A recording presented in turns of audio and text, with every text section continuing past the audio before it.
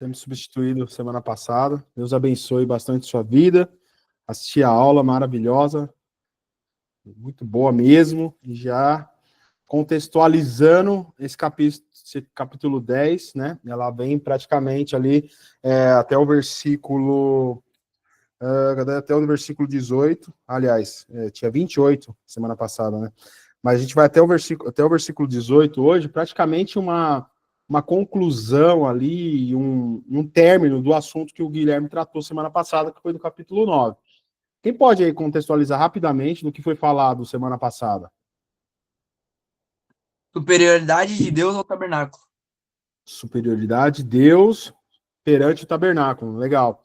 Até o Guilherme perguntou sobre o que falou no capítulo 8, né? O, o, o Daniel falou, né, que estava falando da superioridade de Cristo, mas na realidade fala-se todo o livro é a superioridade de Cristo. Mas semana passada falou sobre realmente a superioridade de Cristo ali perante o tabernáculo. O que mais que a gente viu semana passada? Bora, no pique, que hoje tá frenético. No capítulo 9, eu tenho um resuminho do capítulo aqui, posso estar errado, tá? Eu coloquei a superioridade de Cristo nos é comprovada através do seu sacrifício, que é superior ao sacrifício do Velho Testamento, precisavam ser repetidos para ter o perdão de pecados. Porém, o sacrifício de Cristo é perfeito e não precisa ser repetido, porque é superior a todo sacrifício já feito sobre a velha aliança. Porque esse sacrifício traz salvação e remissão perfeita de pecados. Amém. Boa, muito bom. Olha, até a Lapinha tá aí hoje. Bárbara, bem-vinda. Bora, vamos lá, então. Quem mais? Quem mais tem outra ideia aí? Obrigado, Daniel. Contribuição. Antes, poucas pessoas tinham acesso a Deus, aí agora, com o sacrifício de Cristo, todos temos livre acesso a Ele. Basta. Todos temos livre acesso. Boa, Carolzinha. Quem mais?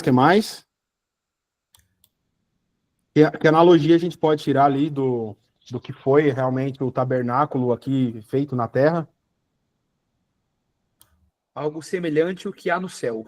Algo semelhante ao que há no céu. E esse ponto é muito interessante, né? Porque, assim, eu sempre li lá, tipo, em Números, em Levítico, falando sobre, né, sobre todas as questões do tabernáculo, tudo, mas nunca, assim, me deu luz, no sentido que Deus ele queria que fizesse de uma forma perfeita, de acordo com todas as instruções. Ele ainda fala assim, ó, faça exatamente da maneira que eu tô falando, porque nada mais é do que um tabernáculo nos céus, né? É muito interessante esse ponto.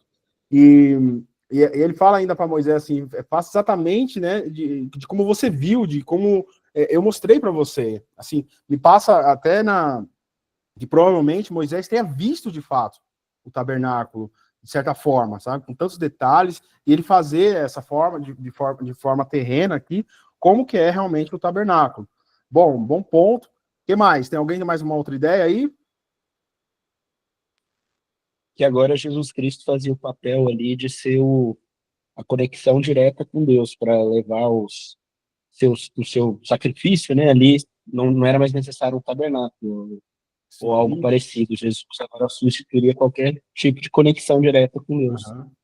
Perfeito, porque assim, lá no Antigo Testamento, né, a gente via que o sumo sacerdote, ele levava os seus sacrifícios de forma constante, todo ano, né, ele entrava lá no Santos dos Santos, e Jesus Cristo, ele é o sacrifício perfeito, porque ele mesmo entrou no tabernáculo, né? E qual tabernáculo que Cristo entrou? No dos céus. No dos céus. Ele entrou no original, na onde é perfeição. Ele não entrou na cópia, ele entrou no real. E ele entrou com o sacrifício de qual animal? Dele mesmo. Não que ele seja um animal. Mas ele não entrou com um sacrifício de animal nenhum, ele entrou com o próprio sangue dele.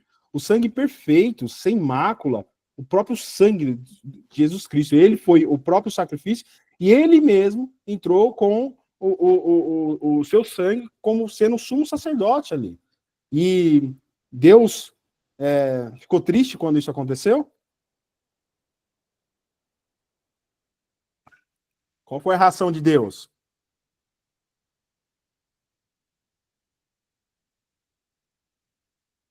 Hã? Alguém? Ele exaltou o nome de Deus acima de todos os nomes. De Jesus acima de todos os nomes. Ele exaltou.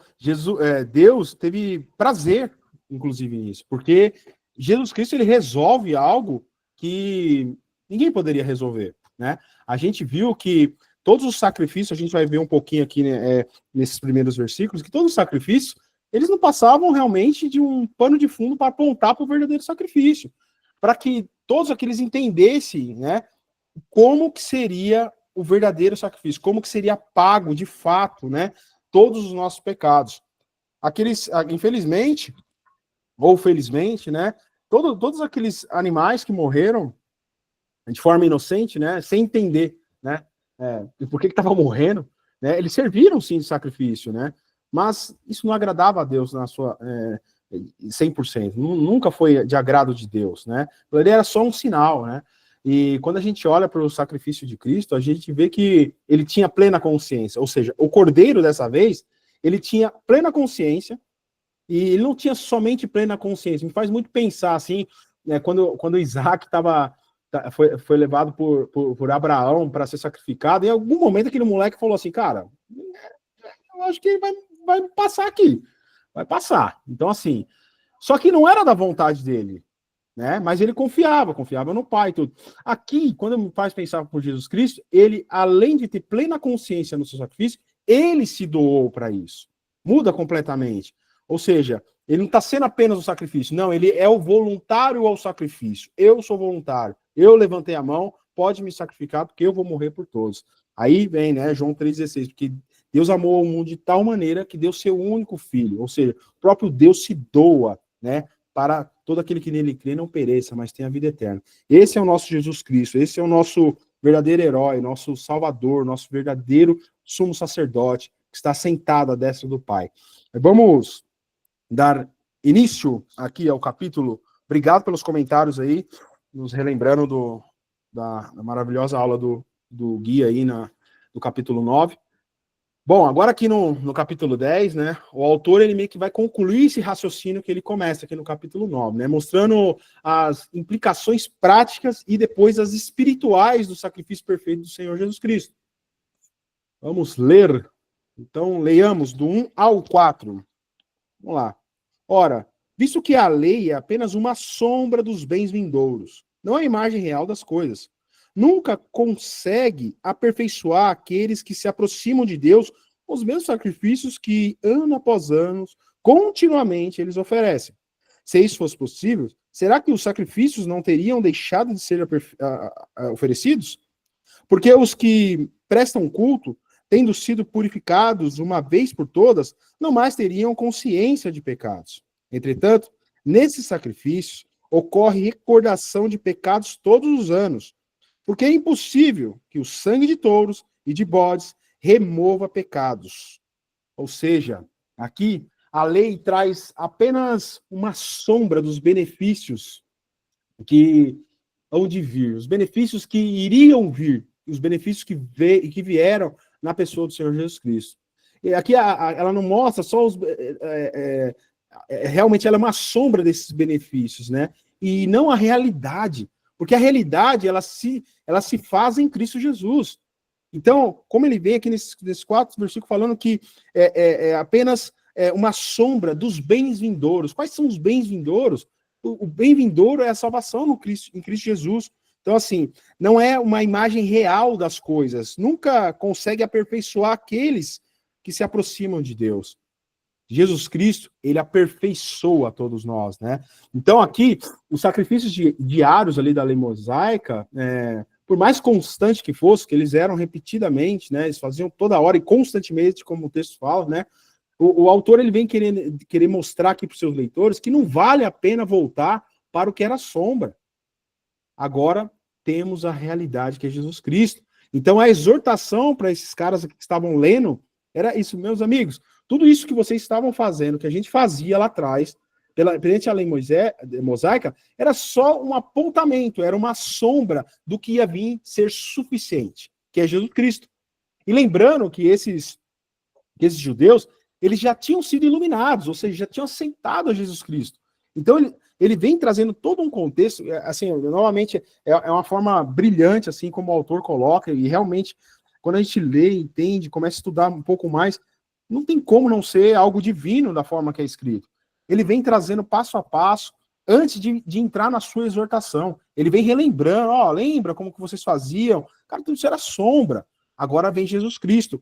E é muito interessante como ele pega os pontos que eram feitos ali na lei mosaica, no seu sacrifício, enfim, e até no capítulo 9, com todos os detalhes, né? Ele vem relembrando lá como que era, como que entrava no santo lugar, depois como que entrava no santo dos santos, né? Ele vem falando do altar, vem falando de tudo ali, das tábuas da aliança, da arca, tudo. Ele vem trazendo todo um contexto.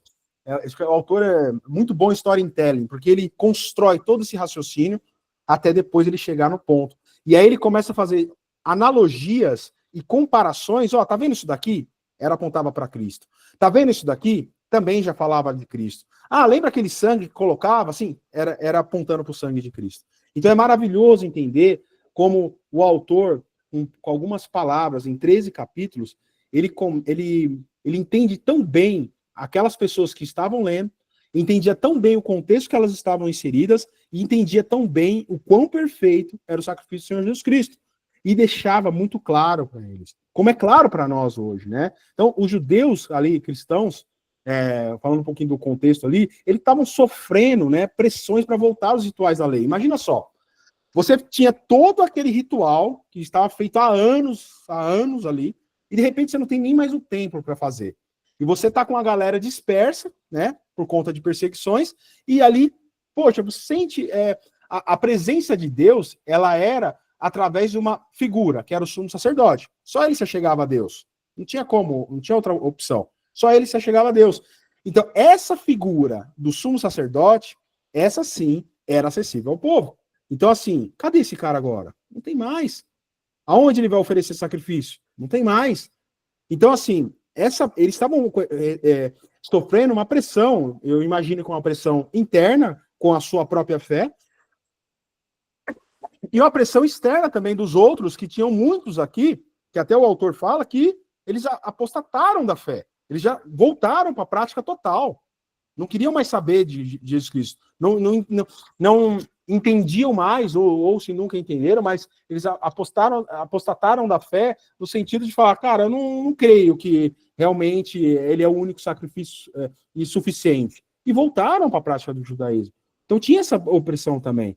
Então, e eles estavam nessa pegada. E o autor aqui, ele percebe claramente o que está acontecendo e manda essa carta maravilhosa, né? E ele vem reforçando, não vale a pena voltar para o que era sombra. Agora que temos a realidade, é Jesus Cristo. A sombra aponta para Cristo. Então, todo aquele sacrifício aponta para Cristo. E nos faz também entender esses primeiros quatro versículos aqui, e da forma que o autor queria chegar aos seus leitores, para nós também nos dias de hoje, né? Imagina só, é como se eu gosto bastante de cozinhar, né? E às vezes quando você está fazendo um cheiro de uma comida, você fica, né, já se deliciando, imaginando o sabor daquela comida. A lei aqui é como se fosse o cheiro. Ela foi um cheiro. E Jesus Cristo é a refeição perfeita. Então, assim, para nós, poxa, que você está com fome, aí você está sentindo o cheiro daquela comida maravilhosa, e de repente, poxa, sai a comida. Tá pronto, pode servir. Se deliciem com a comida, com aquilo que é perfeito, aquilo que você estava sentindo o cheiro. Aí a gente pega e fala assim, opa, não. Volta para a panela que eu quero ficar com o cheiro. Não faz sentido nenhum. E é isso que o autor quer deixar claro para eles. Para nós também é a mesma coisa. Nós fomos iluminados em Cristo Jesus. Fomos iluminados. Só que para isso a gente tem uma batalha diária, né? Porque assim, nós nos tornamos novas criaturas em Cristo Jesus. Deixamos para trás o velho homem. Só que esse velho homem, ele ainda me incomoda. Ele ainda fica puxando. E nós não podemos, mais um pouco aqui na frente, a gente vai entender um pouco esse ponto, mas assim, nós não podemos olhar para tudo aquilo que nós passamos para chegar até aqui, por todo o conhecimento de iluminado por Cristo Jesus que nós temos, e voltar para aquele velho homem, que não era nem cheiro, né? Aqui a gente está falando de um cheiro que apontava para Cristo. O nosso velho homem nunca apontou para Cristo. É pecado, aponta simplesmente para pecado. Pelo contrário, né? O nosso velho homem aponta e é a morte. Porque é o salário. Ou seja, velho homem, criatura pecaminosa. Resultado, pós-morte. Morreu, morte espiritual. É o salário. Mas aquele que abandonou e foi iluminado em Cristo Jesus tem vida eterna. Então, para nós, fica muito claro esse ponto sobre a questão de não ficar com o cheiro das coisas ou com saudade daquelas coisas que, de fato, nos davam prazer, né? Mas era um prazer na carne. Hoje, nós sentimos prazer, após iluminados, nós sentimos prazer em estar na obra que o Senhor criou para que nós andássemos nela. É prazeroso. É prazeroso estar aqui, é prazeroso estar ouvindo a palavra do Senhor, é prazeroso entender cada vez mais que a gente lê, entende, ora, compreende, tem outra visão, tem outro momento de vida, por isso que a palavra vive eficaz na minha e na sua vida. Então, assim, é prazeroso, é delicioso, é igual aquela comida maravilhosa que ficou pronta. Nós não podemos querer, de hipótese alguma, voltar para isso. Não, hipótese alguma. Algum comentário até aqui?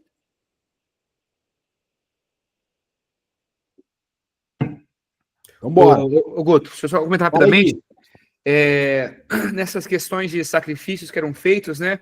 Até nisso, Deus mostrava um pouco da sua... Um pouco não, né? Mas já dava indícios da misericórdia que ele tinha, porque os sacrifícios não completavam, mas saciavam um pouco a sua ira, né? Então, era um jeito onde ele podia estar próximo, mais próximo do povo, né? Onde os pecados ali eram pagos de alguma forma, e o próprio autor aqui, né, vem falando que, mas se isso fosse efetivo de fato, não precisaria ser feito sempre.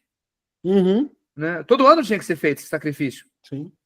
Deus deu esse jeito, porque era talvez a melhor forma na época, mas justamente como você falou, apontando para o que viria, que era muito superior. Sim. Por isso que Jesus não precisa ficar voltando toda vez e morrer todo dia, por nós. Sim. Né? Uma vez foi suficiente para pôr a prova a perfeição que foi esse sacrifício.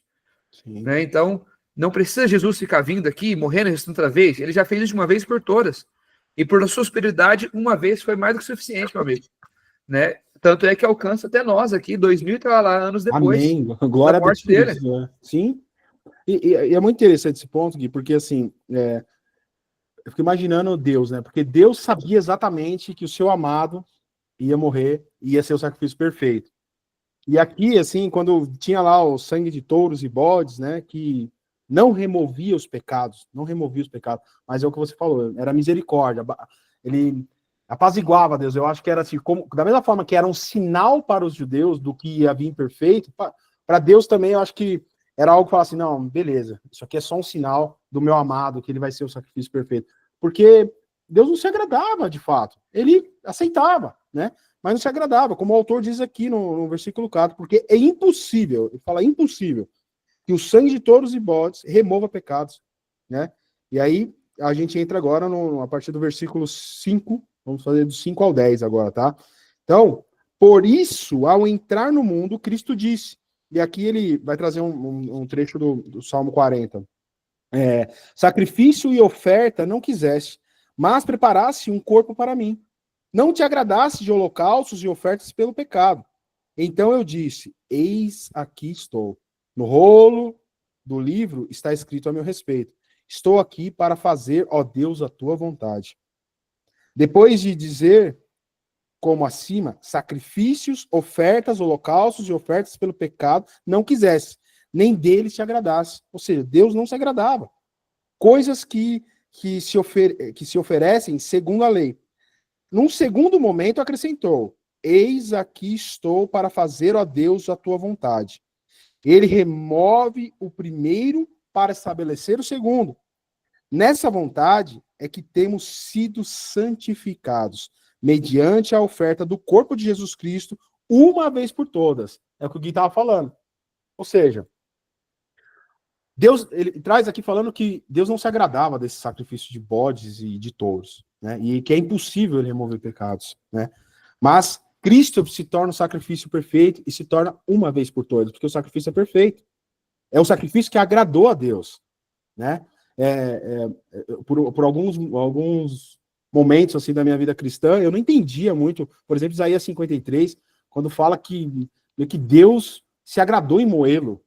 Cara, como é que Deus se agrada, né, em moer o Senhor Jesus Cristo naquela cruz, né? Ele teve prazer naquilo.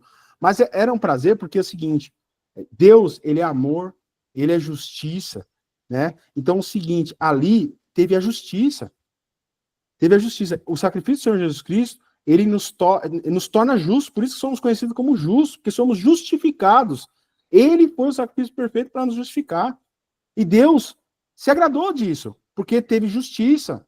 Porque não teria como pagar. Eu ia pagar esse pecado, ia ser... Qual que é o justo? O justo é eu morrer. Aquela cruz era para mim e para você. Então, assim, porque o salário do pecado é a morte. Logo, se eu pequei, eu devo morrer para ter justiça. Só que Jesus Cristo se fez sacrifício por nós. Ele se fez maldito por nós. Ou seja, ele se fez maldito no meu e no seu lugar. E aquilo agradou a Deus, porque todo o pecado do mundo esteve sobre Cristo Jesus naquela cruz.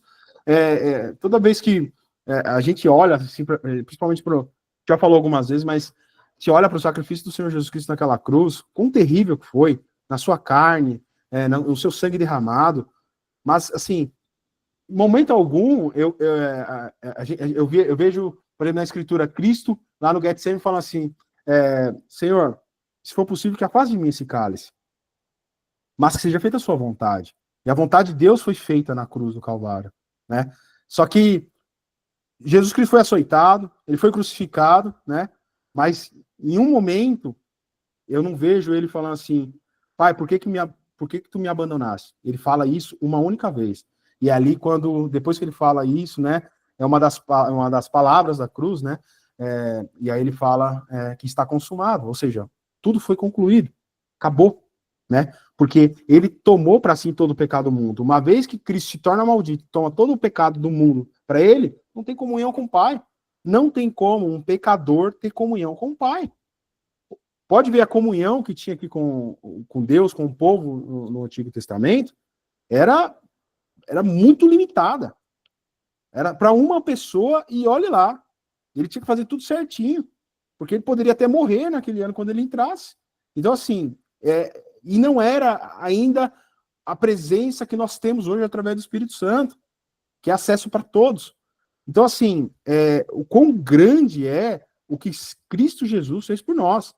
Ele é a nova aliança, ou seja, ele religa, né? Ou seja, ele tem a velha aliança, que é a lei, né, de Moisés, que era imperfeita, e vem Cristo Jesus trazendo a nova aliança, que é perfeita. Nós temos agora realmente um elo.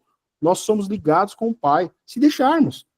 Se aceitarmos Cristo Jesus e deixar que ele entre na nossa vida, nós temos ele todo o tempo. Nós somos agora o templo do Espírito Santo.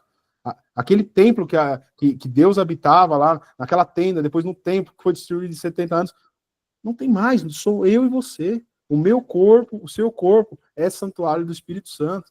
O mesmo Espírito que levantou Jesus Cristo, ele habita em nós. Então, assim, o quão poderoso é o que Cristo Jesus fez. Quando a gente consegue, cada vez mais, né? A palavra vem aqui falando que nós somos santificados. Cadê? Deixa eu ver se eu acho. Bom, no versículo 10. Nessa vontade, ou seja, quando ele fala nessa vontade, ele está falando que é a vontade do Pai. Ou seja, no versículo, ele vem falando aqui, trazendo um texto do Salmo 40, né? Ele remove primeiro para estabelecer o segundo. Ou seja, removeu o primeiro para estabelecer o segundo, a nova aliança, Jesus Cristo. E nessa vontade, ou seja, na vontade do Pai, é que temos sido santificados. Porque também traz um outro ponto aqui, nós temos sido santificados. Eu e você devemos ser santificados no sangue de Jesus Cristo, dia após dia. Mais para frente a gente vai ver sobre a questão do pecado deliberadamente. Então, assim, nós devemos ser santificados. Então, assim, aqui, ele vai falar o seguinte, eis aqui estou, para fazer, ó Deus, a tua vontade, quando ele fala aqui no início, né? Então, assim, a gente vê que Cristo veio para cumprir, para fazer o cumprimento do que os sacrifícios apontavam, como nós falamos, né? E ele escreveu, né? Ele ofereceu a si mesmo, e isso era a vontade de Deus desde o princípio. Desde o início, era a vontade de Deus que o seu filho morresse naquela cruz, porque era perfeito, né? Aí, novamente, fazer uma conexão lá com o capítulo 9, esses versículos, né? Que no capítulo Jesus é descrito como sumo sacerdote, que ele entra com o seu próprio sangue. Agora vemos que essa entrega, como nós falamos anteriormente, ela foi voluntária e definitiva. Acabou. É único. Não precisa fazer mais. Não, Jesus Cristo não precisa vir e morrer e sofrer todo ano, como o sumo sacerdote prestava sacrifício todo ano. Ele entrava lá no Santo dos Santos todo ano para prestar sacrifício perante o pecado do povo. Não, agora é perfeito. Está consumado, acabou. Não precisa fazer mais nada. Ou seja, não existe mais aquela prática de vários sacrifícios. Jesus Cristo é o sacrifício perfeito. Agora, vemos que quando a gente vê que essa entrega realmente foi voluntária, né? Como ela agradou a Deus, como foi consciente, ele sabia exatamente o que estava fazendo. A gente pode aplicar também esses pontos aqui na nossa vida, né? Que Deus, ele de fato, ele não quer a nossa religiosidade, como nós falamos anteriormente nas outras aulas, né? Ele quer realmente a nossa vida. Quer que tenhamos prazer nesse viver em Cristo Jesus. Que agora nós temos acesso direto, né? O cristianismo, como era ao contrário do que é na velha aliança, que tinha um ritual, tinha várias cerimônias para se chegar ao Pai, não é ritual. Ele é entrega a Deus. Não tem como eu separar, por exemplo, o Guto que está na igreja domingo, o Guto que está em casa, o Guto que está no trabalho. Não tem como. Não deve ser assim, porque senão não está iluminado de verdade, não entregou, não entendeu, né? Ainda talvez esteja bebendo leite ainda, ou nem leite, porque o leite é importante, né? Porque ele traz lá os preceitos, né, da fé. Então, assim, não entendeu a mensagem da cruz.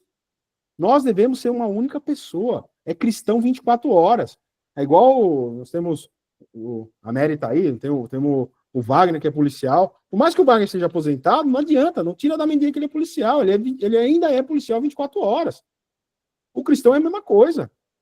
Não tem como retroceder. E se retroceder, a gente vai ver aqui mais para o final, que aqueles que apostataram na fé. Então, assim, não tem como. Nós que estamos eliminados, devemos viver constantemente, nos achegando ao nosso sumo sacerdote. Constantemente. Nós temos esse acesso. Nós vamos falar mais aqui adiante. Alguém tem um comentário até aqui?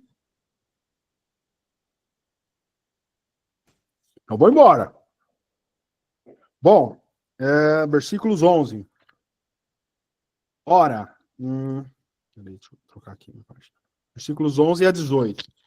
Ora, todo sacerdote se apresenta dia após dia para exercer o serviço sagrado e oferecer muitas vezes os mesmos sacrifícios, que nunca jamais podem remover pecados. Novamente, aqui ele afirmando que os sacerdotes apresentavam, né, dia após dia o seu serviço lá sagrado, né, a oferecer muitas vezes os mesmos sacrifícios, que nunca jamais podem remover pecados. Jesus, porém, aponta para Jesus. Jesus, porém, tendo oferecido para sempre um único sacrifício pelos pecados, assentou-se à direita de Deus, aguardando daí em diante até que os seus inimigos sejam postos por estrado dos pés. Porque com uma única oferta aperfeiçoou para sempre os que estão sendo santificados. Novamente, nós estamos sendo santificados. E disto nos dá testemunho também o Espírito Santo, porque após ter dito, esta é a aliança que farei com eles depois daqueles dias. Lá, remetendo também, que foi falado lá no capítulo 8. Essa é a aliança que farei com eles depois daqueles dias, diz o Senhor. Imprimirei as minhas leis no coração deles e as escreverei sobre a sua mente. E acrescenta, também dos teus pecados e das suas iniquidades, jamais me lembrarei. Ora, onde há remissão de pecados, não existe mais necessidade de sacrifício pelo pecado. Ou seja, o pecado foi remido. Imagina só, que a lei, imagina só que eu devo aqui, por exemplo, não devo, tá? Não devo. Devo 10 mil reais pro Guilherme. E aí eu combino com o Guilherme e falo assim, Guilherme, eu vou pagar para você todo mês ali um valor, uma parcela. E aí o o Guilherme, para fazer a composição lá dos juros, ele usa uma tabela que se chama tabela SAC. É muito usada quando você compra apartamento. Apartamento, terreno, alguma coisa, algum tipo de financiamento, tá? O que a tabela SAC faz? Ela vai fazendo amortização de juros, tá? Então, o que ela faz? Quando você paga lá, por exemplo, normalmente você compra um apartamento ou uma casa, faz 240 vezes, ou seja, 20 anos. E aí você vai pagando aquela parcelinha, né, pequenininha, tal, você nem percebe. Só que quando você vai pegar o extrato lá, você vai ver que, por exemplo, vamos supor que a parcela seja, as primeiras parcelas sejam de R$1.000. Aí você olha a primeira parcela, você pagou 1.000. Aí você olha o quanto que amortizou dos 10.000 que eu devo pro Guilherme. Aí você olha lá, tipo, R$1. Ah, caramba, e os outros 999? Juros. A segunda parcela, poxa, pagou lá, de novo, os R$1.000. Amortização, R$2. O que eu quero dizer é que a lei nada mais é do que uma amortizaçãozinha. Ou seja, eu vou pagar, eu vou oferecer, eu vou pagar todo mês, ou seja, todo ano aqui, como era feito, mas a dívida continua. O principal, que é o pecado aqui, o principal da dívida aqui que eu devo, fazendo uma analogia aqui que eu devo para o Guilherme, são dos R$10.000. Ela continua. Ou seja, passa 3, 4, 5 meses, ela está valendo lá 9.900 e cacetado, praticamente os 10. Quando a gente olha para os sacrifícios que eram feitos no Velho Testamento, é a mesma coisa. Eles só não tinha quase nada de amortização. Aí vem Cristo Jesus, ou seja, aí vem, por exemplo, o Daniel, fala, pô, você tá pagando muitos juros lá pro Gui. Faz o seguinte, cara, eu tô com a grana aqui, né? É tudo que eu tenho aqui, né? Cara, tô vendo você sofrer. E aí, por graça, ele vai lá me dar os R$10.000 para eu quitar a dívida pro Guilherme. Ou seja, essa foi uma dívida que, ou seja, não tem mais juros, não preciso fazer mais, eu não preciso pagar mais nada pro Guilherme, porque ela foi paga 100%. Ou seja, quando ele vem aqui no versículo 18 fala, ora, onde há remissão de pecados, ou seja, pagou 100% da dívida. Cristo pagou 100% da dívida, meu irmão. Daqueles pecados que você cometeu antes de ser iluminado, daqueles que você ainda comete e daqueles que você ainda vai cometer. Tá pago. Acabou. Você não precisa mais, você não precisa, você pode ficar em paz, tá pago. Não tem mais nada que você possa fazer. Cristo pagou tudo, está pago por você, foi remido os seus pecados. Não existe, como ele fala aqui, não existe mais necessidade de sacrifício pelo pecado. Para aqueles que aceitam Cristo Jesus, está pago, acabou, zerou. Zerou o game, como dizem. Acabou. E aí, por amor a esse Deus maravilhoso que veio aqui, pagou essa dívida por mim, eu não sinto nenhuma outra vontade a não ser a falar o que ele manda. E assim, muitas vezes fala sobre uma analogia como se fosse eu sou escravo de Cristo Jesus, mas pelo contrário, eu sou liberto. É como se fosse, por exemplo, um escravo que trabalhou na casa do seu senhor por muitos e muitos anos, tal.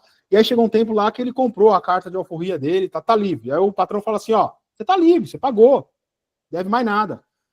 Só que aquele patrão era tão bom, tão maravilhoso, que ele fala assim, não, agora eu fico aqui e trabalho de graça, mas sendo livre. E é esse o nosso papel quanto cristão. Nós devemos amar de tal maneira a mensagem da cruz, já te dou a palavra, tá, Manu?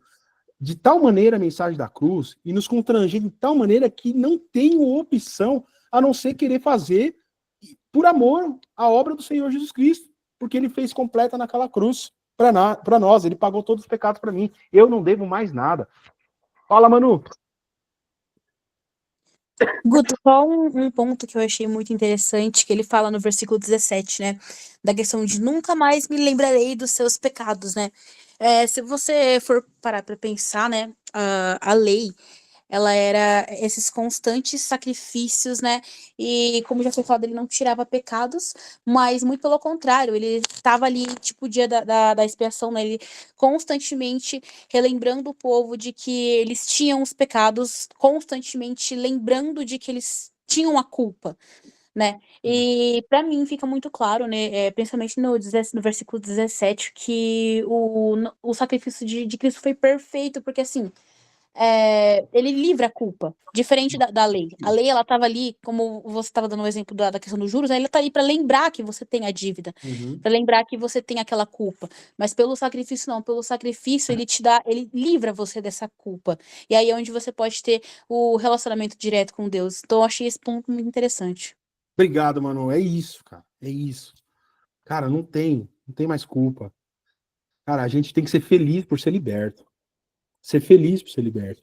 Tem um ponto aqui muito interessante que eu estava estudando e realmente faz total sentido. Quando a gente olha ali, por exemplo, os sacerdotes, eles faziam sacrifícios constantes. O serviço nunca acabava, né? Quando que acabava o serviço do sacerdote? Quando ele morria, Quando ele morria. E aí, quando ele morria, o que acontecia? vinha outro. Vinha outro. Ou seja, nunca acabava, nunca tinha fim. E aí, quando ele traz aqui um ponto muito, muito interessante, que é assim, ó, cadê? Meu Deus, me perdi. Jesus, porém, tendo oferecido. Ó, legal, versículo 12. Olha o que Jesus faz. Jesus não é o sumo sacerdote? Vamos lá. Jesus, porém, tendo oferecido, ou seja, ele foi lá e ofereceu o seu sacrifício para sempre, né? O único sacrifício pelos pecados. O que ele fez depois? O que Jesus fez? Versículo 12. Perguntou-se a Hã? direita de Deus. O que ele fez? Não vi. Sentou lá do ladinho de Deus. Sentou do ladinho de Deus. Pai, missão cumprida. Vou sentar aqui, descansando. Agora eu fico só intercedendo aqui do seu lado. Ele não precisa vir aqui de novo. Ele se assentou. Uma coisa que o sumo sacerdote nunca podia fazer, porque era serviço constante. Tinha que fazer sempre. Jesus é o sacrifício perfeito. Acabou. E para pecados, meus irmãos, acabou. Não tem mais o que fazer. Não tem mais conversa sobre pecado. A gente não tem que olhar mais para o pecado. No sentido de, poxa, eu não tenho mais culpa. Eu sou inculpável. Ele não lembra mais do meu pecado. Ele me torna perfeito. Me santificou. O que nós devemos agora nos atentar é o quê? Nos santificar constantemente no sangue de Cristo Jesus. E o que isso quer dizer? Santificar é realmente começar a olhar para o meu pecado de uma forma diferente. Ou seja, eu não vou pecar. É possível viver sem pecado porque Cristo mostrou para nós. Mas nós tropeçamos. Então, assim, eu sempre falava, em algumas pregações que eu falava assim, poxa, eu estou aqui na frente, né? Mas quem está aqui é um pecador. E assim, não faz muito sentido quando a gente olha para o que Cristo fez por nós. Eu não sou mais um pecador. Eu peco, mas não sou mais um pecador. E tem uma diferença muito grande. Por quê? Imagina só, eu jogo tênis amador, mas eu não sou um jogador de tênis. Ou seja, eu não vivo para isso. Um jogador de tênis, quando a gente olha ali pro Nadal, o Nadal não, que aposentou, mas quando a gente olha agora pro Djokovic. O Djokovic está quase aposentando, quando a gente olha pro Alcaraz, quando a gente olha para esses caras que estão jogando em alta performance, esses caras são jogadores, cara. O cara acorda jogando tênis, ele vai dormir praticamente jogando tênis. Ele é um jogador. Eu não, cara. Ainda mais com esse joelho estourado, eu jogo de vez em quando. Ou seja, eu tropeço no tênis de vez em quando, mas eu não jogo ele constantemente. Para o pecado, para o cristão que foi iluminado, é a mesma coisa. Não sou mais pecador. Não sou mais pecador. Mas eu peco. Eu peco. Eu tropeço de vez em quando. Ou seja, eu não me acostumo com o pecado. Eu não vivo constantemente com esse pecado. Em algum momento, por algum motivo, displicência, né? Ou por ainda ser inclinado em muitos aspectos da minha vida, na minha carnalidade, eu caio. Mas a partir do momento que eu entendo a mensagem da cruz, esse meu cair, cara, é horrível. Não é normal. Igual o jogador de tênis, cara, ele acorda já fazendo os movimentos perfeitos, tá lá, tá o tempo todo lá. Por exemplo, dando um outro exemplo mais prático aqui, pô, a gente entra no carro, você fica pensando no que você vai fazer? Você é um motorista. Você não está simplesmente pegando o carro ali e dirigindo. Não, você é um motorista, você faz tudo no automático. O pecado na nossa vida não pode ser esse automático. Não pode, tem que vigiar. Isso é estar sendo santificado na cruz de Cristo, no sangue do Senhor Jesus Cristo. Eu quero cada dia mais ser parecido com ele. E quando eu tropeço, meu irmão, eu fico mal, eu tenho que ficar mal.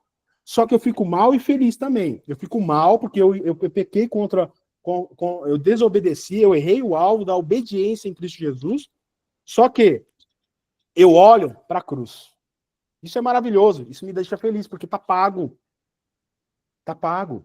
Então, o meu papel agora é não cair mais, é me santificar, é lutar constantemente para que eu não caia nesse pecado, que eu viva pela cruz, né? Então, assim, e muitas das vezes, nós, quando cometemos alguns pecados, a primeira coisa que vem é o quê? Qual que é o primeiro sentimento que vem? Não é retorno. Culpa. Tristeza. Tristeza, né? É muito ruim, cara. É uma decepção. Eu pelo menos, me sinto decepcionado, cara. Caraca, mano. Por quê? E aí eu começo a olhar os passos que me levou o pecado. Muitas das vezes, vem muito na linha lá do capítulo 9, que fala sobre pecados da ignorância, né? Poxa, alguns pecados da minha vida são realmente, caramba, o Guilherme até deu exemplo, poxa, por que eu menti agora? Do nada, sem motivo, não precisava. Eu já me peguei, às vezes mandei uma mensagem, falei, poxa, mas não, peraí, deixa eu arrumar isso aqui. Editei a mensagem porque muda completamente, sabe? Eu quis dizer a mesma coisa, mas foi uma mentira, sabe? De ignorância. Só que quanto mais nós estamos vivendo na santificação, mais perceptível se torna esse pecado. Ele sai da ignorância. Porque a palavra de Deus, ela é viva e eficaz, né? Mais cortante com a faca de dois gumes. E ela aponta, ela ilumina os nossos pecados. E nos deixa consciente a isso. Só que tem pecados que a gente olha, pequei, entendi. E aí eu olho e falo, poxa, cara, não foi na ignorância. Eu quis pecar. Isso dói. Isso nos leva realmente à culpa. Nos deixa tristes, né? Só que a gente não pode deixar, porque nesse momento, que Satanás, ele é o nosso acusador.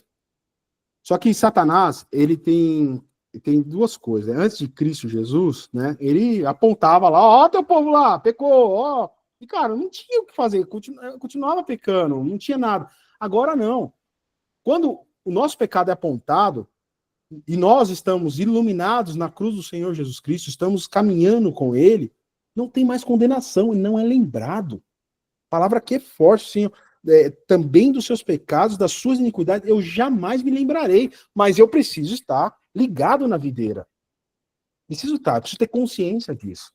E essa consciência me faz também a ser maduro na fé, comendo comida sólida, para entender que esses pecados jamais, porque todos os pecados foram pagos. O que eu preciso fazer agora é me confessar com o Senhor Jesus Cristo, de verdade, abrir meu coração por esse pecado e me alegrar porque Ele é fiel e justo para perdoar os pecados. E seguir em frente. Bola para frente, vamos embora. Seguir em frente, olhando para a cruz sempre. Se nós nos apegarmos na culpa, tentando, poxa, esses pecados aqui eu não consigo tirar da minha vida, você não vai conseguir. Se você não entregar a sua vida 100%, como a gente falou anteriormente, numa consciência e num prazer de estar vivendo o cristianismo verdadeiro, cara, vai viver na vida de culpa. Porque você vai tentar apagar, você vai tentar querer sentir remorso, você vai querer falar, poxa, como é que eu consigo? Você não vai conseguir sem a ajuda do Espírito Santo. O Espírito Santo, ele está ali conosco, nos apontando, nos aperfeiçoando, para que possamos viver essa vida de santidade. Aceitar o sacrifício de Jesus Cristo, uma vez por todas, né? O perdão é completo em Cristo Jesus. E a gente precisa viver uma vida de gratidão. Uma vida de gratidão pelo sacrifício, olhando para a santidade. Gratidão e santidade. Sempre olhando dessa forma. Então é dessa forma que o autor aqui, ele tenta mostrar para os seus leitores e mostra para nós claramente como que nós devemos enxergar esse sacrifício que foi feito de uma vez por todas e como eu devo viver em santidade constante. Porque fui justificado, gente. Não tem opção. Ele mostrou para mim que dá. Ô Guto, Oi. Isso me lembrou de Romanos, capítulo 8, versículos 1 e 2. Portanto, agora já não há condenação para os que estão em Cristo Jesus, porque por meio de Cristo Jesus, a lei do Espírito de vida me libertou da lei do pecado e da morte, que também é um hino, né? Sim. Pois é. É muito maravilhoso a palavra de Deus. E a gente precisa compreender isso de vez, porque esse sacrifício ele é perfeito. Eu não posso ter realmente isso. Cara, não tem condenação. Então isso só me alegra. É gratidão o tempo todo, né? Então, assim, muito interessante. Meus filhos, antes de dormir, estavam cantando no quarto, né? A alegria está no coração de quem já conhece a Jesus. Cara, e é a verdadeira paz que só tem aquele, né, que já conhece a Jesus. Então, quando nós compreendemos, nós temos paz. Nós temos paz. É uma alegria constante. Eu tenho paz, porque, cara, eu não vou ser condenado pelo meu pecado, porque se eu sou um pecador, como jogador de tênis lá, e não é liberto, não é remido pelo sangue de Jesus Cristo, cara, eu vou para a morte, acabou. Isso me deixa preocupado, isso me deixa angustiado, porque eu não tenho mais nada. Não tenho esperança.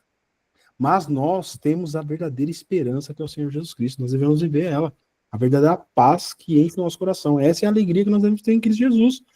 E passar pelos momentos, sim, que vamos passar pelos momentos ruins da nossa vida, dos tropeços, dos pecados que ainda vamos cometer e que ainda temos pecados em tratamento. Tem pecados que provavelmente você também tenha, pecados que te incomodam muito mais do que os outros, como nós falamos até no acampamento. Tem pecado que, cara, é espinho, ele tá lá, ele não sai, eu não consigo vencer, mas é constante oração, é constante comunhão com o Senhor Jesus. Porque, ó, uma coisa, um amigo meu falava assim, eu falava, poxa, meu filho caiu lá, machucou. Aí ele, sem conhecimento da palavra, falava assim, após que rezando ele não tava. É verdade, não tava rezando, né? Não tava, ele é católico, ele falava rezando. Mas para pensar, quando é que você vai cair no seu pecado, muitas vezes, se você tiver comunhão com Deus, se você tiver em constante comunhão com os irmãos, se você tiver aqui na aula, se você tiver na igreja, é muito mais difícil.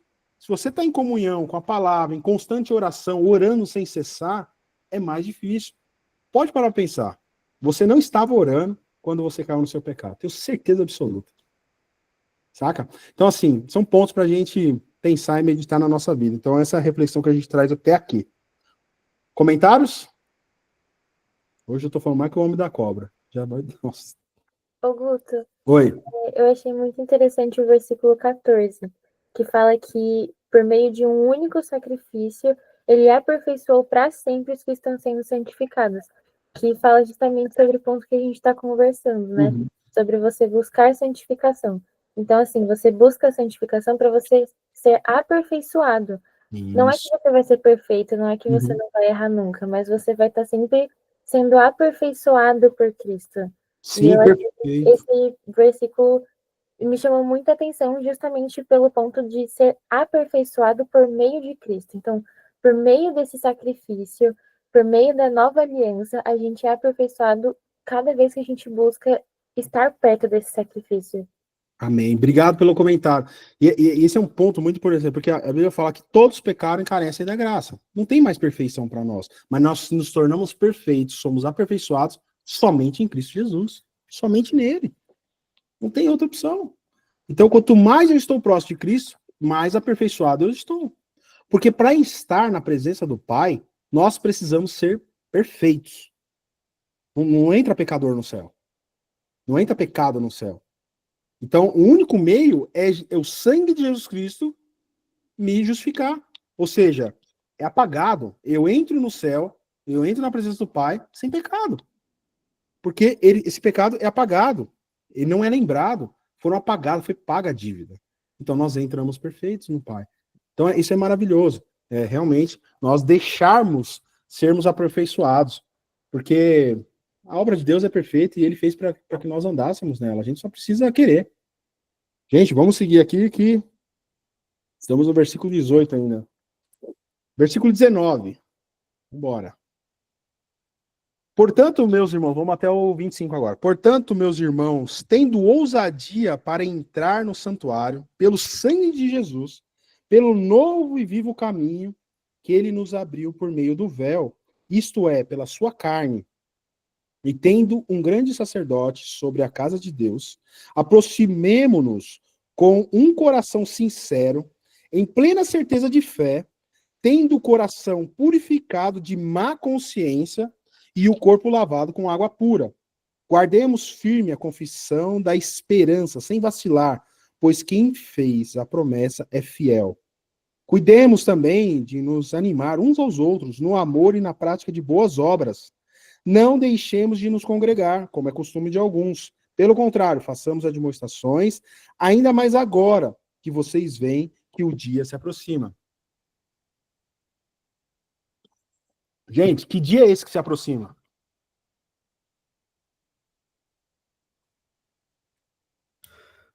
O dia do Senhor. O dia do Senhor. E o que é o dia do Senhor? La vuelta. La vuelta. A volta de Cristo. Volta de Cristo. E o que diz lá em Tessalonicenses que vai acontecer nesse dia? Ixi, os mortos serão primeiro, todos confessarão Também, que Jesus mas- Cristo é o Senhor. Todo Hã? joelho dobrará, todo linha confessará É isso. que Jesus Cristo é o Senhor. Não adianta. Os iluminados, os não iluminados e os que apostataram da fé, todos, quando o dia se aproximar, quando Cristo voltar, todos vão dobrar o seu joelho e vão confessar: Jesus Cristo é o Senhor. Todos. Só que assim, como nós falamos já anteriormente, eu quero estar muito, muito firme na obra. Quero que quando Jesus Cristo voltar, me pegue trabalhando na obra. E assim, que o meu joelho seja dobrado com alegria, que eu grite em alta voz, né, que Jesus Cristo é o Senhor. Então assim, e aí aqui no começo ele fala o seguinte: aproximemo-nos, pois, com o coração sincero e com plena convicção de fé. O que ele quer dizer aqui?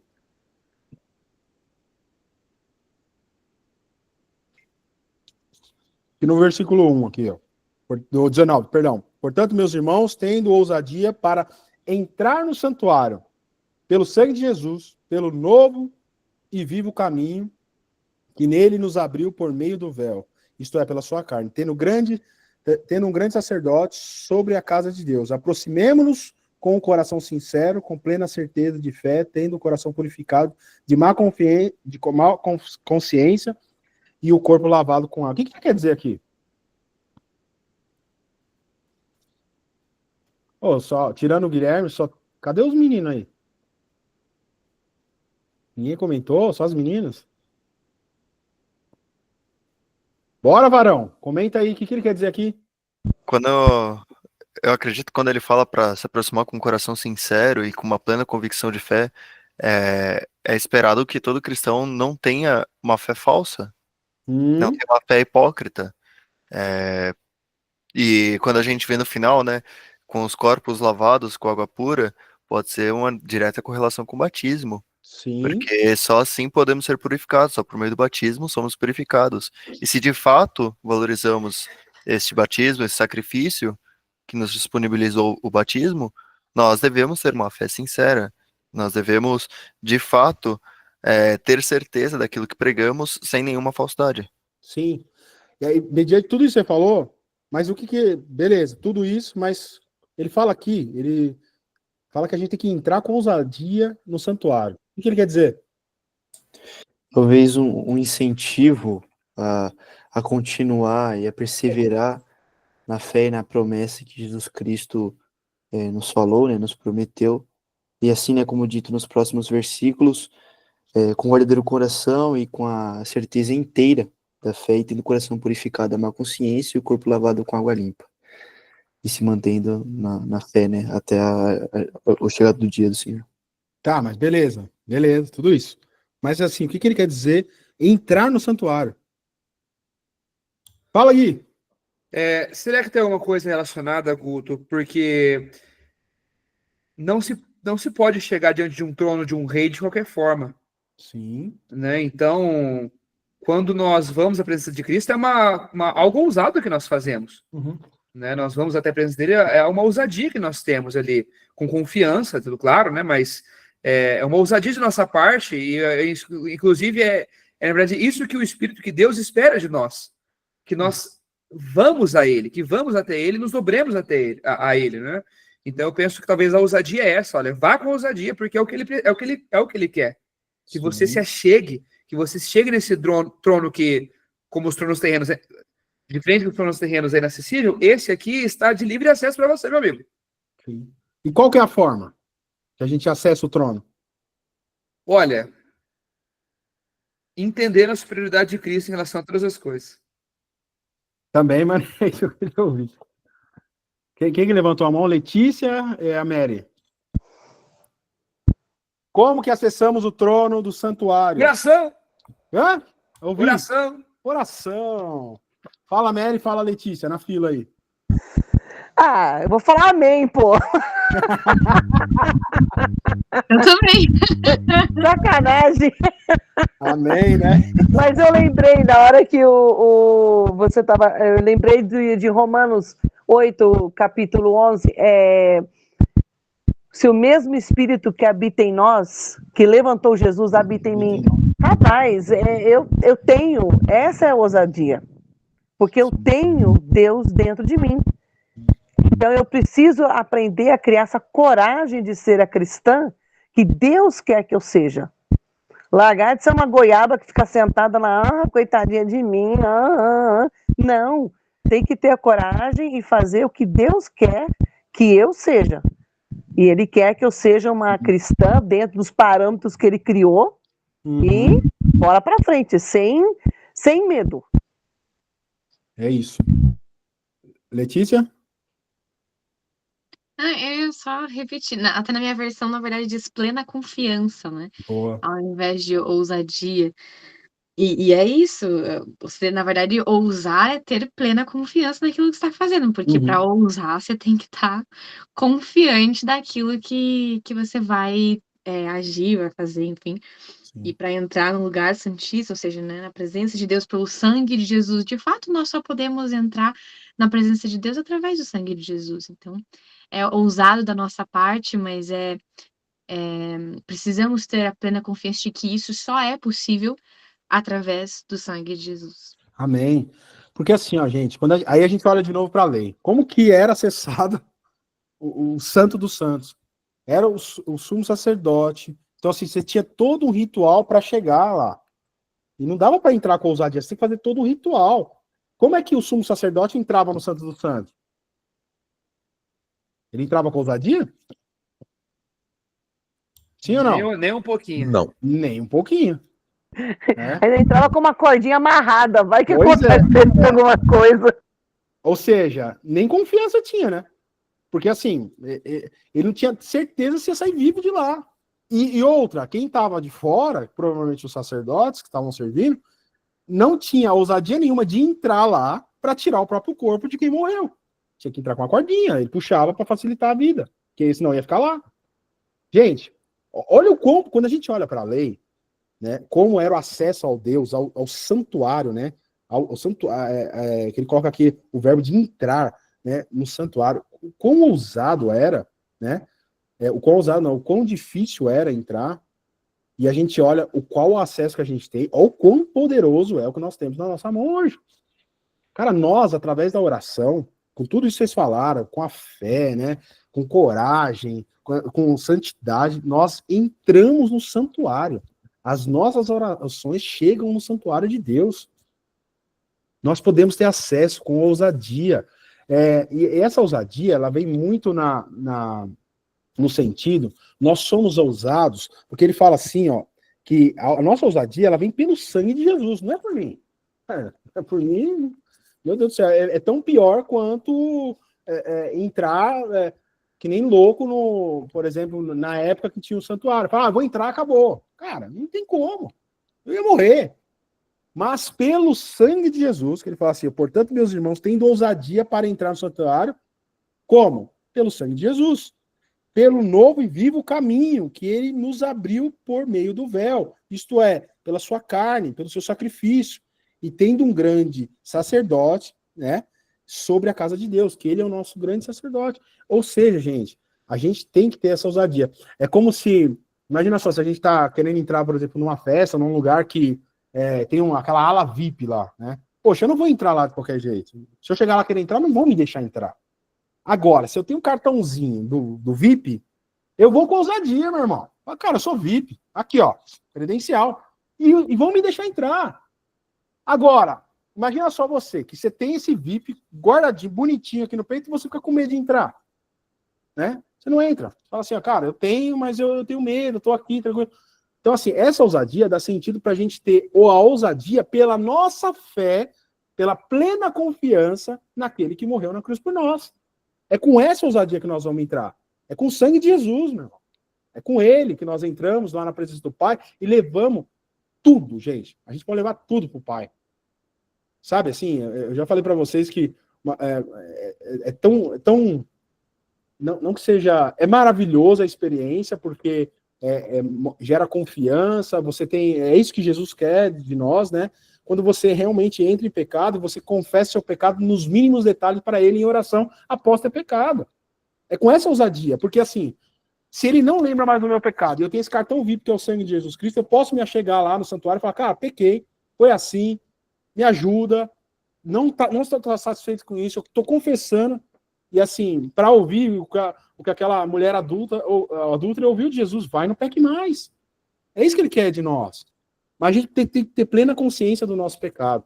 E plena consciência, né? E plena convicção da esperança, que é o Senhor Jesus Cristo, da fé que nós temos nesse sangue. Mary, você levantou a mão? Eu só queria comentar que eu acho que quando a gente começa a estudar o livro de Hebreus mais a fundo, que nem nós estamos fazendo, você consegue entender a confusão que acontecia no primeiro século entre os judeus e os gentios. E essas novidades de vida que os judeus não estavam conseguindo compreender. Como assim? Os era gentios difícil, estão chegando. Né? Cara, imagina só, os caras viveram a vida toda. Vida inteira. Não tem mais um sacerdote, não tem mais nada. E esse gentil vem aqui e ele é meu irmão, você tá louco? Então a gente começa a estudar, a gente começa a ter um pouco mais de...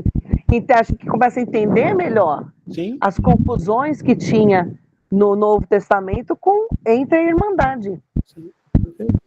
E não precisa ir muito longe, Mary. Assim, tem irmãos nossos que tipo, foram convertidos a Cristo, né? Mas que vieram ou de denominações, ou de igreja católica, ou do espiritismo. Cara, é difícil tirar. É difícil tirar. Por muito tempo, minha mãe ainda falava assim, perdeu, dá 3 pulinhos aí, sendo cristã. Ou senão, faz a simpatia tal para curar isso, porque assim, ainda tem isso. Então, assim, quanto mais está em Cristo, mais ela vai se desapegando dessas coisas. Mas é difícil. Agora, imagina os caras, que a única verdade era aquilo. Que eles estavam esperando o Messias, não esse Messias da forma que Jesus Cristo veio. Eles estavam esperando um cara que viesse destruir tudo, que ia fazer um reinado, e Nova Jerusalém ia dominar o mundo, assim como Roma estava dominando. Não é, mas Cristo não é isso. Cristo é completamente diferente. O reinado de Jesus Cristo é espiritual. Então, assim, realmente é muito louco você pensar que às vezes a gente olha, né, talvez, em algum momento, fala, cara, como é que os caras não entendiam? Mas era mais difícil. Se entender também o contexto, para a gente olhar, assim, o quão importante, quão urgente foi a carta do autor para esses caras, porque ele amava muito, fala, cara, vocês precisam enxergar isso que eu estou enxergando aqui. E no versículo aqui, 24 a 25, né, cuidemos também de nos animar uns aos outros, no amor e na prática de boas obras. Não deixemos de nos congregar, como é costume de alguns, pelo contrário, façamos admoestações, ainda mais agora que vocês veem o dia que se aproxima, o dia de Cristo. Eu preciso me animar, meus irmãos, preciso animar vocês precisam me animar, nós somos do mesmo corpo, nós devemos nos animar, porque assim, é muito dolorido quando a gente vê um irmão nosso que tá meio que igual os judeus aqui de Hebreus, aqui, tá meio que indo para lá, mais para cá, vai chegar um momento que vai ser igual aqueles que ele usa como exemplo, que apostataram da fé, e aí vai ser difícil. E a palavra que Hebreus fala que assim, que é impossível que ele volte. Então a gente precisa nos ajudar. Meu irmão, eu e você precisamos ter um ombro um do outro aqui. Nós precisamos estar juntos. Aqui a gente está falando de vários locais do Brasil, isso é maravilhoso. Vocês me animam. E de certa forma eu animo vocês. Mas não é por mim, não é por vocês, é por Cristo. É o Espírito dele, é o mesmo Espírito. É o mesmo Espírito. Estamos tudo no mesmo Espírito aqui, na presença do Senhor Jesus Cristo. Estamos nos animando nele, na viva esperança dessa fé maravilhosa que temos, que é a salvação do Senhor Jesus Cristo. Então, nós devemos cuidar, sim, uns dos outros. Não devemos devemos sim fazer demonstrações a esses irmãos que estão com farol baixo, né, na fé. Nós devemos estar sempre com aquele farol de LED bem iluminado, sabe? Porque é através da nossa da luz que Jesus Cristo tem em nós, essa luz ela mostra para todos. E através dessa, os outros, esqueci até a passagem, mas alguém me ajuda aí, gente. Que através da luz de Cristo que ilumina, que é iluminada através de nós, outros vão ver e vão se achegar a Cristo. Daniel? Na última aula de 1 Timóteo que a gente teve, a gente falou um pouco sobre não recuar na fé e tudo mais, e eu usei uma citação de um livro de Nietzsche, assim falava Zaratustra, e eu lembrei a citação. Ele diz: demore o tempo que for para você decidir o que você quer da sua vida, mas quando você decidir, não recue ante nenhum pretexto, porque o mundo vai tentar te dissuadir. E é exatamente isso com a vida cristã. Quando a gente decide seguir a Cristo, quando a gente decide que nós queremos Cristo como nosso Senhor e Mestre, não podemos recuar ante pretexto algum. Porque o mundo vai, de fato, tentar dissuadir a gente, vai tentar mostrar que o que a gente está fazendo é burrice, ou que é algo besta, que vai apenas nos atrasar. Mas nós devemos ter certeza, plena convicção na nossa fé. E devemos encorajar nossos irmãos que às vezes estão ficando desencorajados nisso. Sim. Então, é só isso. Obrigado, Daniel. Bom própolis aqui, peraí, gente. Nossa, tá feio. Ó, vamos seguir aqui, versículos 26 a 31. Rapidinho. Porque aí ele vem trazer agora uma outra exortação, né? Porque se continuarmos a pecar de propósito, depois de termos recebido o conhecimento da verdade, já não resta sacrifício pelos pecados. Pelo contrário, resta apenas uma terrível expectativa de juízo de fogo vingador prestes a consumir os adversários. Quem tiver rejeitado a lei de Moisés morre sem misericórdia pelo depoimento de 2 ou 3 testemunhas. Imagine quanto mais severo deve ser o castigo daquele que pisou o Filho de Deus, profanou o sangue da aliança, com a qual foi santificado e insultou o Espírito da graça. Pois conhecemos aquele que disse: a mim pertence a vingança, eu retribuirei, e outra vez o Senhor julgará o seu povo. Horrível coisa é cair nas mãos do Deus vivo. Uma das coisas que a gente precisa sempre ter na consciência é que aquele mesmo Deus do Velho Testamento é esse Deus que nós servimos agora, no Novo Testamento. É o mesmo Deus. Então, assim, se por causa lá de uma transgressão da lei, né, que ele traz aqui com 2 ou 3 testemunhas, né, a pessoa era levada à morte, como que vocês acham que Deus vai agir sobre aquele que foi iluminado, que entendeu, aceitou o sacrifício, vivenciou, lutou para ficar e de repente apostatou da fé? Como que vocês acham que Deus vai agir? E aí ele vem trazendo aqui no versículo 31, horrível coisa é cair na mão do Deus vivo. Meu Deus, eu não quero nem pensar nisso. Guilherme? Ô, Guto, esse trecho parece que o autor tá falando, pô, me ajuda a te ajudar, cara. Me ajuda a te ajudar. Boa. Né? Romanos fala um pouco sobre isso, né? Continuaremos pecando para que a graça aumente? Pô, de forma nenhuma. Nós que manhamos para Cristo, como é que nós podemos continuar vivendo no pecado? Então, parece claro assim que o autor tá... Cara, pensa bem, né? Porque se você foi perdoado e quer continuar pecando, não tem sentido isso. Não tem sentido. Você está negligenciando o perdão. Você vira as costas para o sacrifício de Jesus e fala, meu irmão, obrigado, mas foi à toa que você morreu aí, eu não valorizo o que você fez. E quando nós... Tem até um cântico, né, tem uma letra forte, que eu acho, que é aquele: ainda pode sentir os pregos na cruz, quando falho em fazer sua vontade. Ouve outra vez a multidão gritar, quando escolho resistir e não mudar. Né? Então é isso que a gente faz. É pregar os pregos outra vez. Sim. Então é algo realmente para se levar em consideração. Sim. E ele traz esses exemplos aqui, o Guilherme falou, é muito direto. Cara, e ele traz, assim, os exemplos falando, cara, tá bom, bom,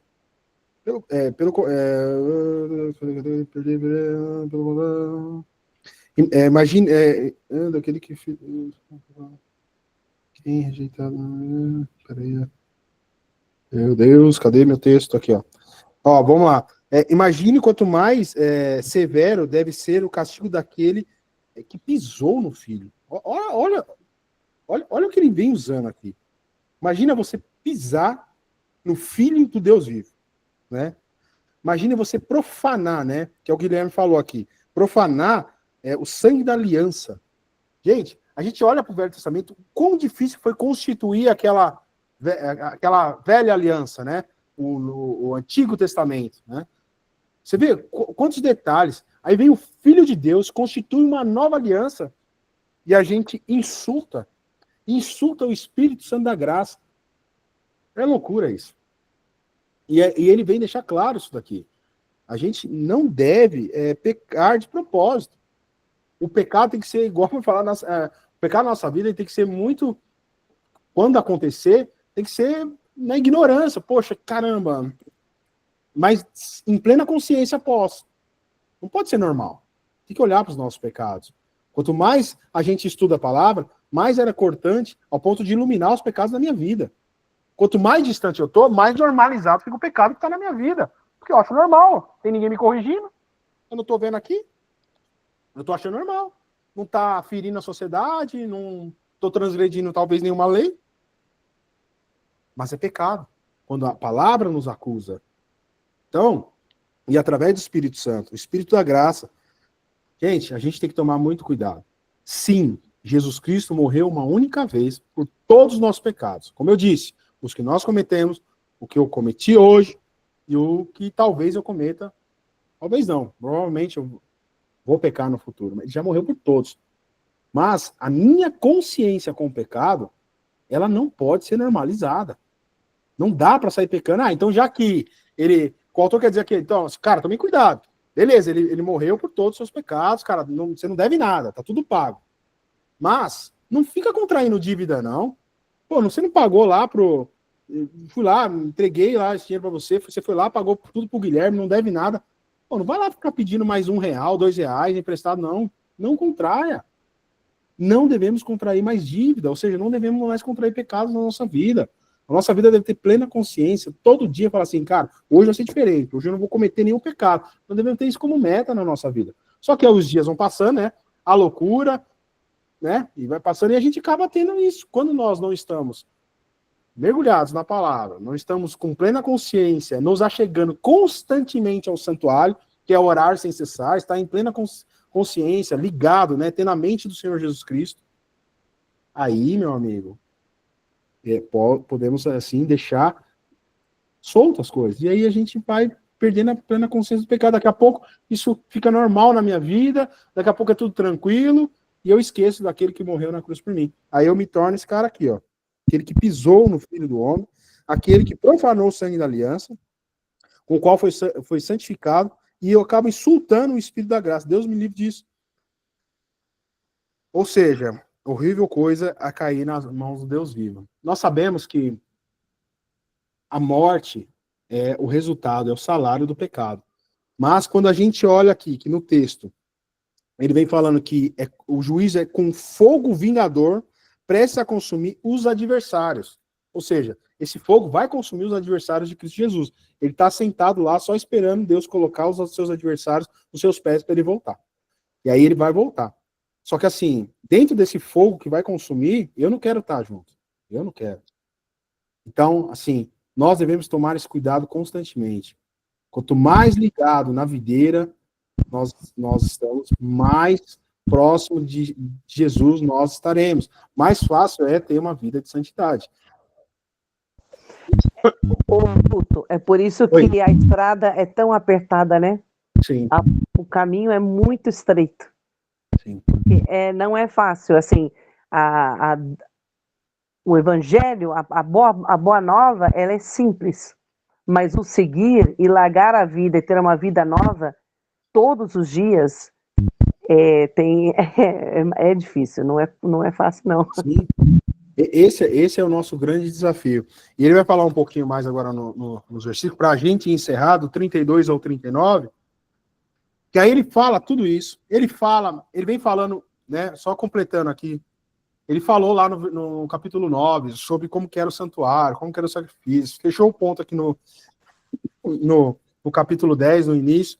Depois ele vem falar sobre o sacrifício perfeito, ele vem falar que não precisa fazer mais nada, já está tudo perdoado, e faz uma exortação, meu amigo, ele aponta o dedo, mas não é porque ele fez tudo isso não, que você tem que ficar pecando deliberadamente, de propósito, não é isso. Ou seja, aí ele vem trazendo agora, no capítulo 32 e 39, algumas lembranças, né, para que a gente possa seguir uma vida tranquila, né, em santidade com o Senhor Jesus Cristo. Faz um apelo, né, para as coisas do passado, né, para a gente não cair, né, novamente. Aí ele fala o seguinte, no versículo 32, lembre-se dos dias passados, quando, depois que foram iluminados, vocês sustentaram grande luta e sofrimento.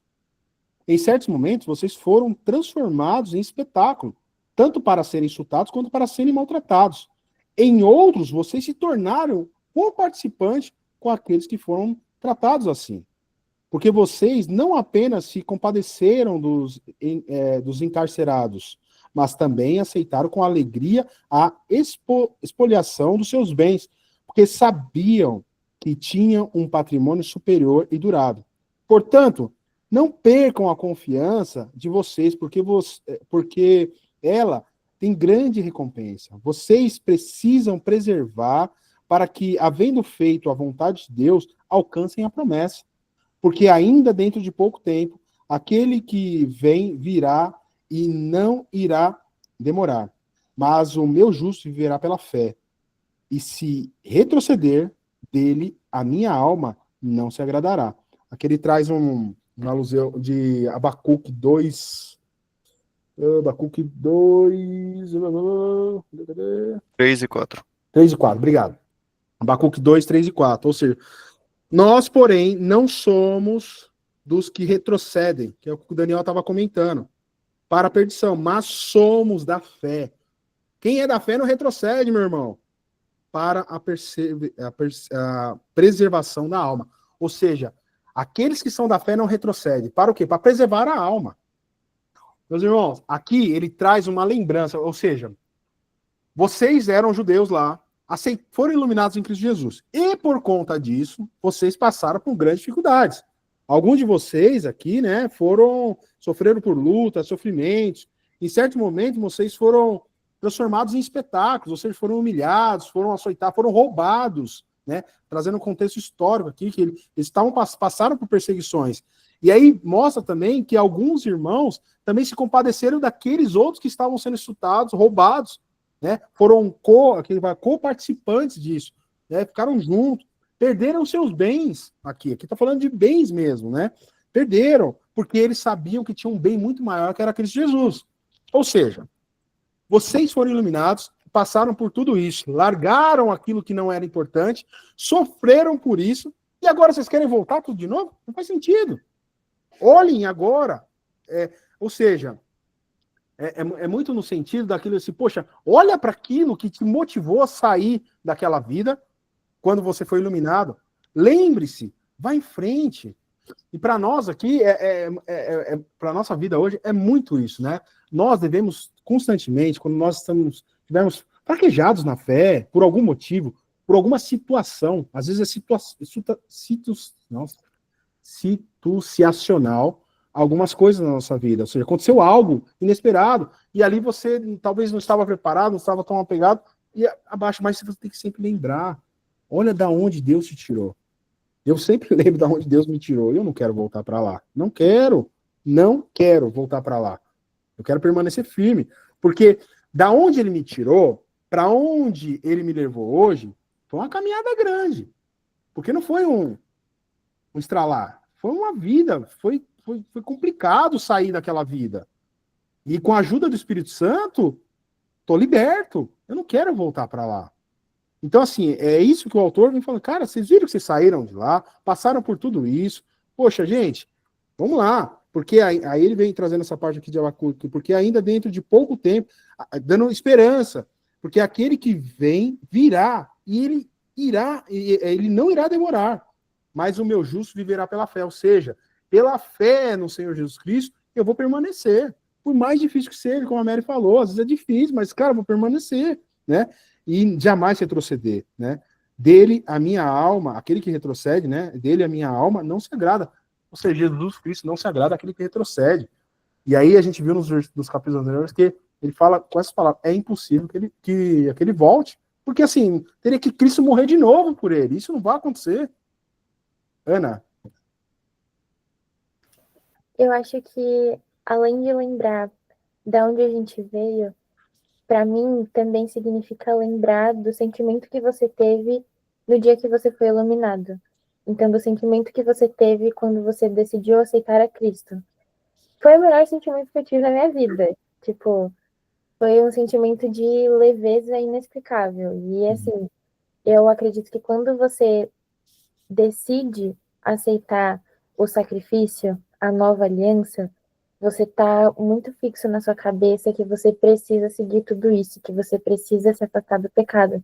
Então, além de lembrar de onde você veio, é tentar lembrar sempre desse sentimento, do que você sentiu nesse dia. Obrigado, Ana, pelo comentário. Você falando me fez lembrar exatamente do dia. Eu lembro perfeitamente do dia quando realmente eu fui iluminado, né? E é isso. Eu também lembro. Foi um sentimento de leveza, porque eu estava tão pesado, tão carregado, que eu falei assim, cara, eu não sei mais o que fazer da minha vida, né? Então, assim, quando eu me senti tão leve, que eu falei assim, poxa, agora minha vida é conduzida por ele, e tá na mão dele. Isso é bom. E às vezes a gente, realmente, no nosso dia a dia, é o que aconteceu aqui com os irmãos, foram levando, foram perdendo, né? Para alguns faz tempo, para a Mary. Ó, mas assim, para mim também, viu, Daniel? Poxa, já faz tempo aí, né? Há mais de 20 anos. Então, assim, gente, a gente tem que sempre lembrar qual foi o motivo, né? Qual foi a causa, e sempre olhar para a cruz do Senhor Jesus Cristo, olhar para esse sacrifício. Quer motivação melhor que essa, né? Porque, assim, a gente sempre fala que motivação, né? A gente não consegue motivar ninguém. Não tem como. Eu não consigo motivar o Daniel, não consigo motivar o Guilherme, não consigo. Talvez eu consiga colocar algumas situações para que ele ache motivação nisso. E na nossa fé é a mesma coisa. Meu irmão, você tem que achar na sua vida motivação para seguir em frente. Perseverar. E aí quando você olha para Cristo, se isso não te motiva, se você olha para a cruz, você entende, cara, se isso não te motiva, você não, desculpa, tem que voltar realmente a beber leite, ver os princípios elementares da fé, porque não tem como não se motivar com isso. Porque quando você olha para a cruz, aí você olha também para alguns, a gente no próximo capítulo vai falar dos heróis da fé, o que esses caras passaram, você fala, poxa, não tem nada comparado com o que eu estou passando, e eu estou aqui lamentando, estou querendo, né, e tal. Pelo amor de Deus, vamos em frente, gente. Para o bem, como ele fala aqui, para a preservação da alma, né? Somos da fé. Eu e você, eu e mais 20 pessoas que estão online aí, pelo número, somos da fé. Essa é a nossa motivação. A fé verdadeira, ela vai se revelar em uma vida transformada. Não apenas de palavras. Muito acontece assim, quem aceita Jesus, levanta a mão, tá salvo. Essa não é a fé verdadeira. A fé verdadeira é aquela que transforma.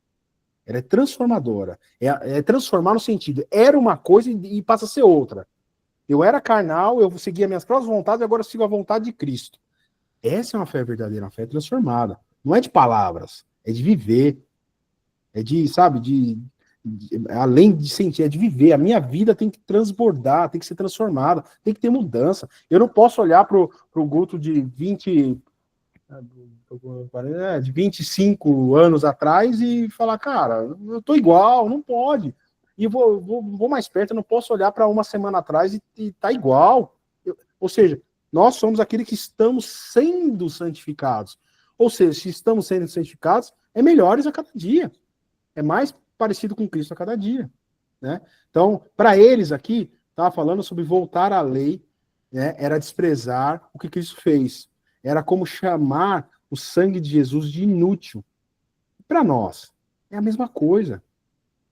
Para nós é a mesma coisa. Nós não vamos voltar para a lei, mas nós, se a gente apostatar da nossa fé, a gente vai voltar para aquilo que nos dava prazer. É igual a porca lavada, vai voltar daquele jeito. E nós não devemos voltar, porque não tem volta, gente. Aqui, assim, a gente tem que sempre perseverar realmente para a gente preservar a nossa alma, que foi comprado com sangue, né? Foi como o Guilherme falou na última aula, me fez pensar sobre, né, de ser aspergido com sangue, né? Me veio na mente lá, tipo, o Papa não, os padres, né, aspergindo água, e me fez pensar também naquele guarda, né, naquele soldado romano que furou o lado de Jesus e caiu sangue e água sobre ele. Nós fomos aspergidos pelo sangue de Jesus Cristo. Não tem como voltar, tá marcado aqui. O sangue de Cristo está marcado em nós.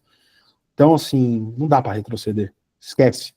Somos dele, fomos comprados com sangue, e o que é comprado com sangue está firmado. Como, acho que foi o Daniel que fez um comentário sobre como eram feitos acordos de sangue, né, que cortavam. Esse é o nosso acordo com Cristo, nós aceitamos. Ele pagou o preço por nós. Gente, obrigado. Alguém tem comentários? Olha, foi embora. 11 horas, misericórdia. Hoje palestrou aí. Foi, né? Acho que essa é a aula mais longa que já tivemos, hein? Parabéns, Guto. Boa, Guto. Não foi o Daniel que fez, hein? Beleza. Gente, 39 versículos, né? Dá um crédito. Tá demitido. O próximo tem 40 versículos. Eu quero ver como vai ser o próximo. 40 versículos. Nossa, eu fiz um de João lá que tinha 60 e poucos versículos. Bah. Foi mais curto que essa aula. Foi Prometo ser mais sucinto da próxima vez. Caçoado. Gente, obrigado. Obrigado mesmo. E é isso. Chega de palestrar. Vamos orar. Eu vou orar. Pai, nós